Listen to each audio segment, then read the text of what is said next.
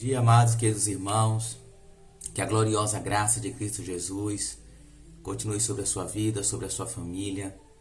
É o meu desejo e a minha oração. Aqui é o pastor Daniel Novaes e eu queria deixar uma reflexão da palavra do Senhor para o meu e para o seu coração nessa manhã. Um dos últimos versículos do capítulo 11 do livro de Êxodo, um capítulo que está preparando o coração do leitor para a última praga, a 10ª praga, que é a 11ª praga, que seria a praga da morte dos primogênitos. A palavra do Senhor diz assim: o Senhor tinha dito a Moisés: o faraó não lhes dará ouvidos, a fim de que os meus prodígios se multipliquem no Egito. Interessante essa expressão do livro sagrado que diz que, apesar de todos os milagres, de todos os prodígios, de todas as maravilhas que o Senhor tinha feito até então, por meio de 10 pragas, de 10 manifestações de juízo, de milagres, de prodígios na terra do Egito, o faraó ainda não tinha dado ouvidos. O coração do faraó ainda permanecia endurecido e resistente ao mover poderoso, onipotente, extraordinário, majestoso, soberano de Deus. E isso me chama a atenção para um grande alerta que deve tomar conta dos nossos corações. Muitas vezes nós clamamos por milagres, nós buscamos ações extraordinárias e sobrenaturais de Deus, e isso não tem nada de errado em si mesmo, mas o fato de Deus fazer milagres nas nossas vidas, ou por meio das nossas vidas, não significa de fato que os nossos corações estão maleáveis. Prova disso é o faraó. Prova disso foram os egípcios. Prova disso foi o povo de Israel que, mesmo diante de todas essas manifestações extraordinárias de Deus, durante os 40 anos murmuraram, questionaram, duvidaram do poder, do cuidado e do amor de Deus.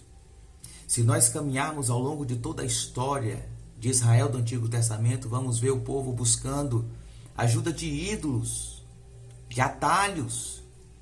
Por quê?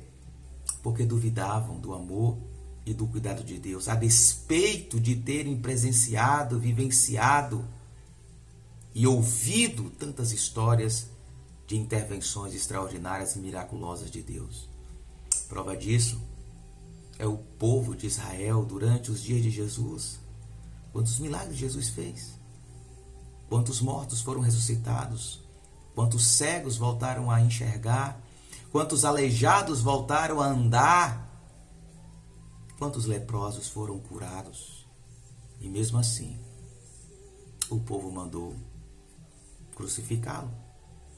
Então, o que nós devemos buscar em primeiro lugar não é simplesmente os milagres de Deus, nesse sentido aqui, trazido pelo texto. O que nós devemos buscar em primeiro lugar é o grande milagre de Deus, que é a abertura do nosso coração, o amolecimento do nosso coração, o quebrantamento do nosso coração, a contrição do nosso coração, a fim de que a gente ouça a palavra de Deus e a gente se renda à palavra de Deus, mesmo que Deus não realize milagres sobrenaturais nas nossas vidas. Precisamos confiar de que esse Deus ele é poderoso para fazer infinitamente mais do que nós pedimos ou pensamos. Precisamos confiar no cuidado de Deus, mesmo que a gente não enxergue os milagres. Precisamos depender da presença, do amor, do zelo, da bondade e da longanimidade do Senhor. Devemos orar sim para que Deus intervenha de maneira extraordinária? Sim, devemos orar sim. Porque o nosso Deus, como diz Jesus, Ele trabalha hoje. Ele continua trabalhando. E Ele sempre vai continuar trabalhando. E enquanto Ele está trabalhando, eu e você, nós temos o dever de buscar pela intervenção do Senhor.